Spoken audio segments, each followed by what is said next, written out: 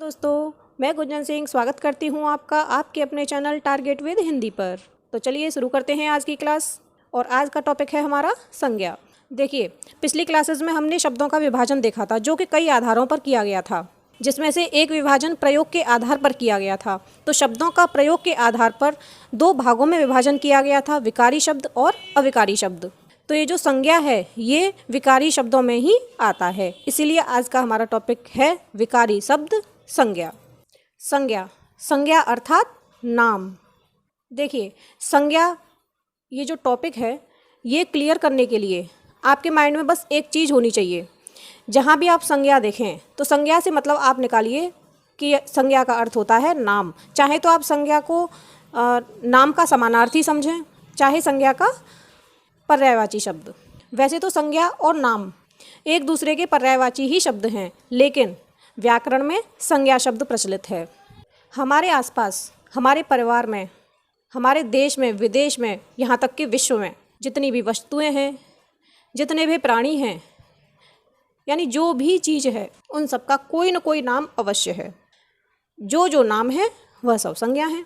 आप अपने यूज़ की चीज़ देखें, अलमारी, मेज़, कुर्सी, पुस्तक, अपने आसपास के लोगों को देखें, अपने आसपास के जानवरों को देखें, किसी भी नाम को देखें, वह सब संज्ञा हैं। तो चलिए परिभाषा देख लेते हैं। जिन विकारी शब्दों से किसी व्यक्ति, स्थान, प्राणी, वस्तु, गुण, भाव आदि का बोध होता है उन्हें संज्ञा कहते हैं। क्लियर है? किसी भी चीज़ का बोध हो, किसी भी नाम का, चाहे वो व्यक्ति का हो, स्थान का हो, प्राणी का हो, वस्तु का हो, चाहे किसी के गुण का हो, चाहे भाव का हो, जैसे लंबाई, चौड़ाई, गरीबी, ये सभी भाव हैं। तो ये सब संज्ञा हैं। एग्जाम्पल देख लेते हैं। राम, शेर, बच्चा, मोर, भारत, नगर, बुढ़ापा, गर्मी, लंबाई, पुस्तक, पेन, पंखा आदि। तो ये क्लियर हो गया होगा। आगे देखते हैं संज्ञा के भेद। देखिए, संज्ञा के भेद व्यक्तिवाचक, जातिवाचक और भाववाचक। संज्ञा के कितने भेद हुए? 3। लेकिन ये मूल रूप से संज्ञा के 3 भेद हैं। उसके अलावा अंग्रेजी के आधार पर, अंग्रेजी के प्रभाव के कारण इसके 2 भेद और बताए गए हैं, समुदायवाचक और द्रव्यवाचक। इस तरह से संज्ञा के मूल भेद हुए 3, अंग्रेजी के आधार पर हुए 2, और कुल भेद कितने हो गए? 5। यहाँ से थोड़ा सा क्लियर कर लेते हैं। व्यक्तिवाचक यानी व्यक्ति, किसी एक का नाम, एक का बोध हो, ठीक, किसी एक का बोध हो। जातिवाचक, किसी जाति का बोध हो। भाववाचक यानी जो भाव होते हैं हमारे, ठीक है, उसका बोध हो। और अंग्रेजी के आधार पर समुदायवाचक यानी किसी समूह के नाम का बोध हो। द्रव्यवाचक यानी जितनी भी धातुएं होती हैं जो जिन्हें हम नाप नहीं सकते, तोल नहीं सकते, ठीक है, वो सब द्रव्यवाचक के अंदर आती है। इस तरह से संज्ञा के भेद ये देखिए, संज्ञा के भेद कितने हैं? संज्ञा के भेद अगर क्वेश्चन आता है संज्ञा के कितने भेद हैं तो 5। संज्ञा के कुल भेद कितने हैं तब भी 5। अगर ये पूछा जाए कि संज्ञा के मूल भेद कितने हैं तो आंसर होगा हमारा 3। क्लियर है? सबसे पहले देखते हैं व्यक्तिवाचक संज्ञा। जिन संज्ञा शब्दों से किसी एक ही वस्तु, व्यक्ति या स्थान आदि का बोध होता है उन्हें व्यक्तिवाचक संज्ञा कहते हैं। यानी व्यक्तिवाचक में क्या होता है? किसी एक ही का, चाहे वो वस्तु हो, व्यक्ति हो, स्थान हो, यानी होना कितना चाहिए? एक, ठीक, उन्हें व्यक्तिवाचक संज्ञा कहते हैं। जैसे प्रेमचंद के उपन्यासों की बात ही निराली है। किसके उपन्यासों की? प्रेमचंद। तो ये प्रेमचंद क्या है? किसी एक ही व्यक्ति का तो नाम है, तो ये व्यक्तिवाचक। हमारा भारत एक विशाल देश है। भारत क्या है? एक ही तो भारत है, एक ही देश तो है भारत, तो ये व्यक्तिवाचक। तो ये क्या है? व्यक्तिवाचक संज्ञा हो गई। और उदाहरण देखते हैं इसके, राम, गंगा, भारतीय, अमेरिकी, क्रिकेट और रामायण इत्यादि। देखिए, भारतीय और अमेरिकी ये भी व्यक्तिवाचक है, इसे हम जातिवाचक नहीं कहेंगे। क्यों नहीं कहेंगे? क्योंकि भारतीय जहाँ राष्ट्रीय जाति का बोध होता है, जैसे कि मैं कौन हूँ? मैं एक भारतीय हूँ। आप कौन हैं? आप अमेरिकी हैं। मैं कौन हूँ? मैं एक अमेरिकी हूँ। तो यानी किसी एक का ही बोध हो रहा है, इसीलिए जो राष्ट्रीय जातियाँ हैं ये व्यक्तिवाचक संज्ञा में आती हैं। ध्यान रखने वाली बात यह है कि जो व्यक्तिवाचक संज्ञाएं होती हैं उनका हम बहुवचन नहीं कर सकते। जैसे प्रेमचंद है, क्या हम प्रेमचंद का बहुवचन कर सकते हैं? नहीं कर सकते। भारत भारत का बहुवचन कर सकते हैं? नहीं कर सकते। जैसे भारत का भारतों, भारतों थोड़ी ना होगा, भारत का भारत ही रहेगा, इसका हम बहुवचन नहीं कर सकते। तो ध्यान देने वाली बात है कि व्यक्तिवाचक संज्ञा का बहुवचन नहीं कर सकते। आगे है जातिवाचक संज्ञा। जिन संज्ञा शब्दों से किसी एक ही प्रकार की अनेक वस्तुओं या संपूर्ण जाति का बोध हो, यानी या तो एक ही प्रकार की अनेक वस्तु हो, एक ही प्रकार की, या फिर संपूर्ण जाति का बोध होता है, उन्हें जातिवाचक संज्ञा कहते हैं। जैसे लेखक सदा एकांत चाहता है, तो यहाँ पे जो ये लेखक है, लेखक के अंदर जितने भी लेखक हैं, चाहे वो प्रेमचंद हों, चाहे जयशंकर प्रसाद हों, यानी जितने भी लेखक हैं वह सब आ जाते हैं। तो लेखक क्या है? जातिवाचक संज्ञा है। लेखक सभी लेखकों की जाति बता रहा है। कबूतर ने अपना घोंसला बनाया, तो ये कबूतर, कबूतर क्या है? कबूतर एक जातिवाचक संज्ञा है, क्योंकि कबूतर बहुत सारे कबूतर हैं। अब कोई भी कबूतर हो सकता है। अगर हम कबूतर को एक नाम दे दें, किसी कबूतर का मान लो हमने नाम रख लिया, तो वह कबूतर किस में जाएगा? अगर हम कबूतर को एक नाम से बुलाते हैं तो वह कबूतर जाएगा हमारा व्यक्तिवाचक संज्ञा में, लेकिन कबूतर एक जाति का बोध करा रहा है, तो कबूतर हो गया जातिवाचक। इसमें और भी हैं, मंत्री, डॉक्टर, मनुष्य, नदी, पर्वत, पुस्तक, घोड़ा आदि। व्यक्तिवाचक संज्ञा और जातिवाचक संज्ञा क्लियर हो गया होगा। जैसे ये घोड़ा है, ठीक, घोड़ा जातिवाचक संज्ञा है, क्योंकि ये घोड़ा अपनी ही जातियों का बोध करा रहा है, किसी जाति का। ठीक, घोड़ा कहने से जितने भी घोड़े हैं वह सब इसी में आ गए। लेकिन अगर घोड़ा का हम एक नाम रख लें, किसी भी घोड़े का एक नाम रख लें, तो वह जो नाम वाला घोड़ा है वह हमारा व्यक्तिवाचक संज्ञा में चला जाएगा। फिर देखते हैं हम भाववाचक संज्ञा। भाववाचक संज्ञा में जिन संज्ञा शब्दों से किसी वस्तु, व्यक्ति के गुण, दशा, अवस्था आदि का बोध हो, उन्हें भाववाचक संज्ञा कहते हैं। जैसे कोई वस्तु है, ठीक, उस वस्तु का गुण क्या है, उसकी दशा कैसी है, इसका बोध कराए तो वह भाववाचक संज्ञा। अगर कोई व्यक्ति है तो व्यक्ति की अवस्था कैसी है, वह वृद्धावस्था है, बुढ़ापा है, क्या है मतलब, ठीक है। तो ये सब जो हम भाव हैं वह भाववाचक संज्ञाएं हैं। इनको हम महसूस कर सकते हैं, ठीक, जिन्हें हम महसूस कर सकते हैं वह भाववाचक संज्ञाएं हैं। जैसे मोहन ने बहादुरी से काम किया। मोहन ने कैसे काम किया? बहादुरी से। तो जो बहादुरी है यह क्या है? यह भाववाचक संज्ञा है। आपस में शत्रुता त्याग दो, तो जो शत्रुता शब्द है ये क्या है? ये भाववाचक संज्ञा है। इन्हें हम महसूस कर सकते हैं। और उदाहरण हैं बुढ़ापा, मिठास, क्रोध, थकावट, ढलान, चढ़ाई, अमीरी इत्यादि।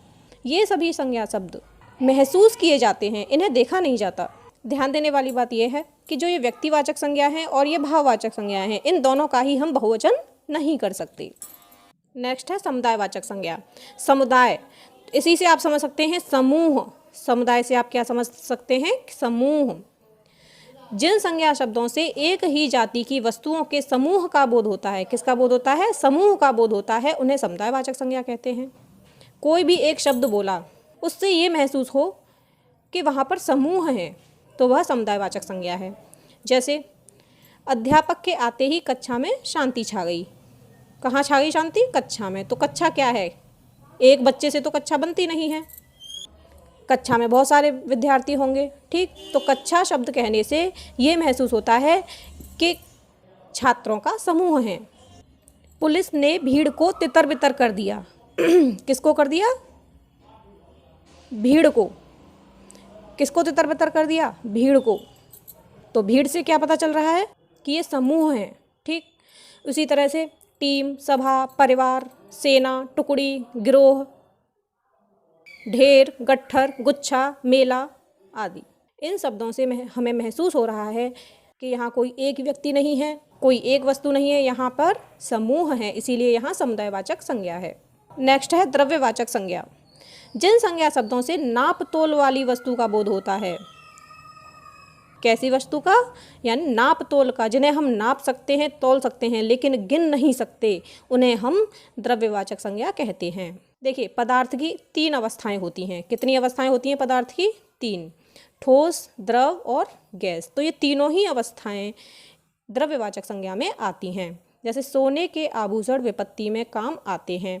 तो सोना क्या है? द्रव्यवाचक संज्ञा है। वह बाजार से 2 किलो घी लेकर आया। क्या लेकर आया? घी। तो घी क्या है? द्रव्यवाचक संज्ञा है। इन्हें हम नाप सकते हैं, तोल सकते हैं, लेकिन इन्हें गिन नहीं सकते। न सोने को गिन सकते हैं, न ही घी को गिन सकते हैं।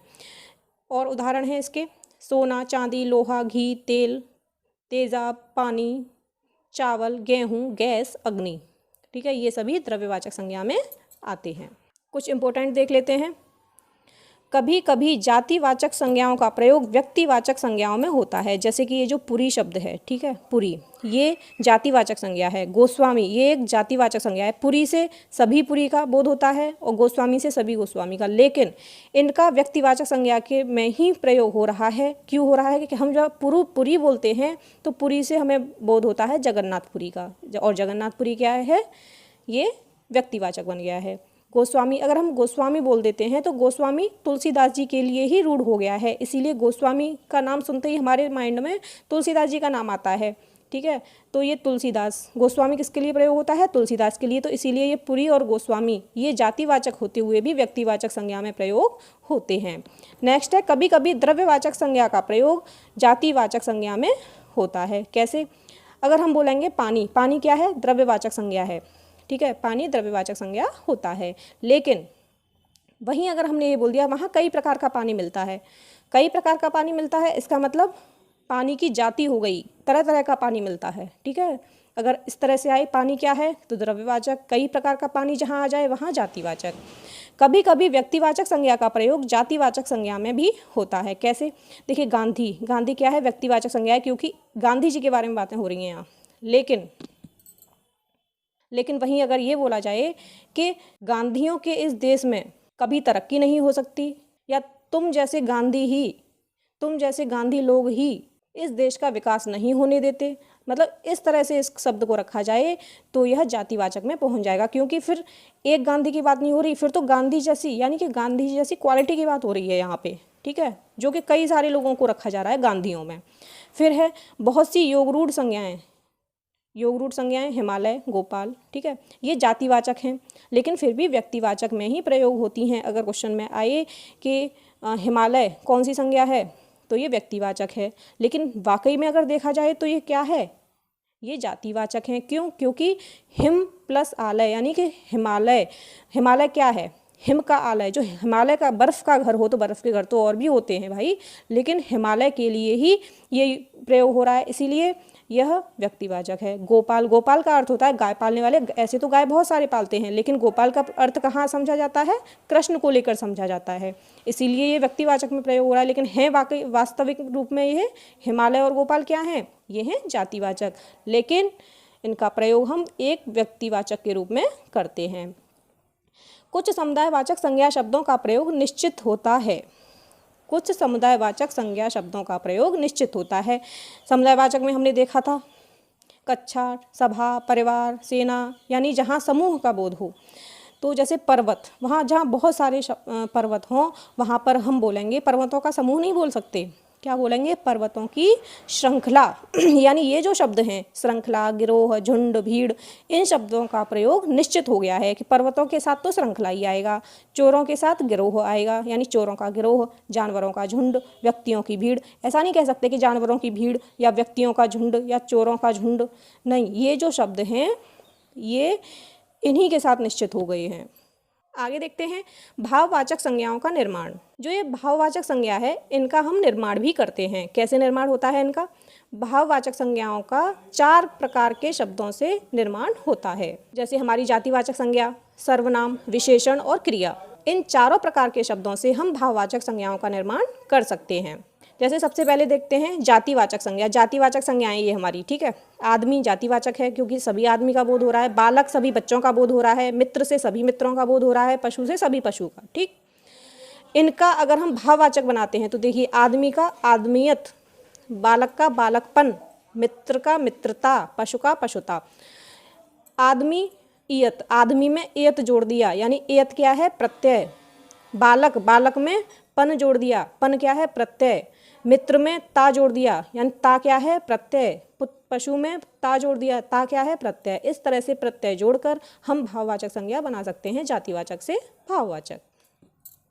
सर्वनाम से कैसे बनाते हैं? जैसे अपना, अपना से अपनापन या अपनत्व, मम से ममत्व, सर्व से सर्वस्व, पराया से परायापन।